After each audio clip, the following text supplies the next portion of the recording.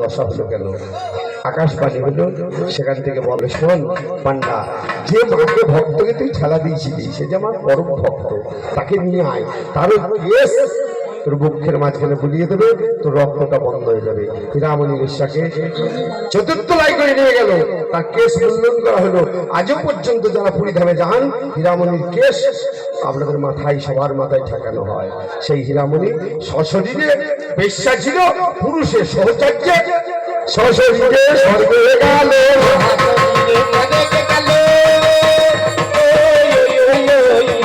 ঝগড়া বেশি করে হবে না, হবে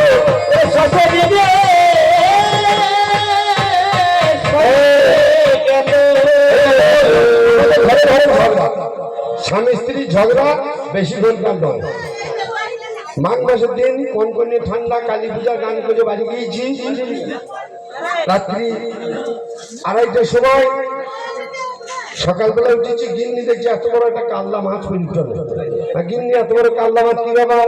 বলছে পুকুরে ধরেছে ভাগে, আমার মাথাটা আমাকে দিয়ে বেশ, তাই আমার না যায়, তুমি মাথা খেতে ভালোবাসো, তুমি এক কাজ করো, হাত মুখ দিয়ে টিফিন করে একটু বিশ্রাম করো, কিছুক্ষণ পরেই রান্না হলে তোমাকে ডাক।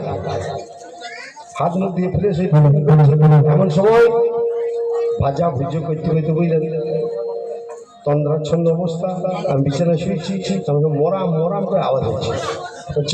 বিজেলে মাছের মাথা খেয়ে ফেললো নাকি?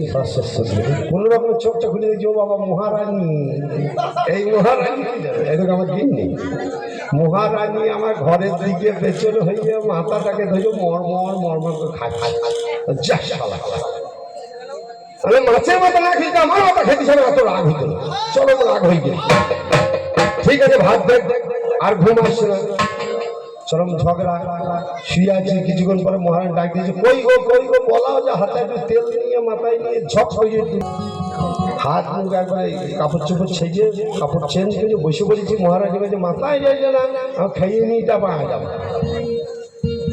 মহারানী ভাজা ভুজে এটা ওটা দিয়ে ভাত দিয়েছে, আমি ঝাঁকো সে মাছের ঝোল তো যা দিয়েছে খেয়ে নিয়েছে, ছোট বাটি করে ঝোল দিয়েছে। আমি মনে মনে ভাবছি, অত বড় মাথা বাটিতে ধরবে, থালায় গিয়ে দেবে, মালকে মাথাটা কই যা চাই খেয়ে আছে, আঙুলকে তুলে দিয়েছি, এতটুকু যা যা মাথাটা কথা গেল। আর বললো না গো, বিড়িলে খেয়ে বিড়িলে খেয়েছেন দেখি নাই, তুমি ঘরের দিকে পিছন হয়ে মরমর করে মাছের মাথাটা খেয়ে, এই মাছের মাথা না খেয়ে আমার মাথা খেয়ে, আর আমার এত রাগ হয়েছে না, চরম ঝগড়া দুজনায়। সারা দিন গেল, সারা রাত গেল, পরের দিন সকালবেলায় কেউ কাউকে কথা বলবে না।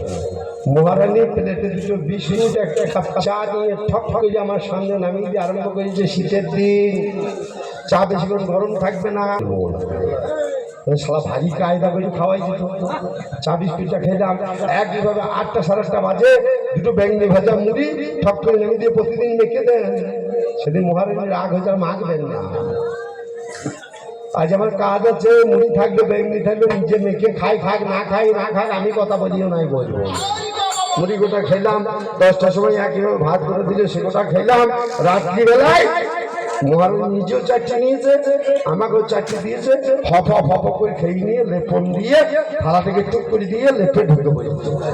আর আমি মশাই গরিব মানুষ, আমার বাড়িতে একটাই লেপ আর লেপ নয়। মনে মনে ভাবছি, কালকে সারা রাত ঝড় গেছে, লেপে ঢুকি কি করি। মহারানী লেপের ভেতর থেকে সুইচ ফেলেছে, বাড়িতে তো একটাই লেপ, আর তো লেপ নাই, কতক্ষণ ঠান্ডায় বসে থাকবে, এই লেপে ঢুকে ঢুকুক না ঢুকে না ঢুকুক আমি কথা বলিও নাই বলবো।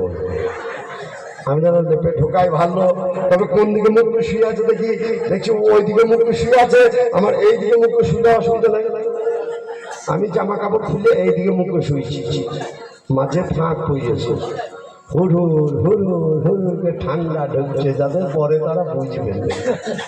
মহারানী আবার আমার দিকে ঘুরেছে, মাঝে ফাঁক, হুড়ুরকে ঠান্ডা ঢুকছে, আমি ঘুরে শুয়েছি, ও যদি ঘুরে শোয় ফাঁকটা মুজে যাবে, আর ঠান্ডা ঢুকবে না।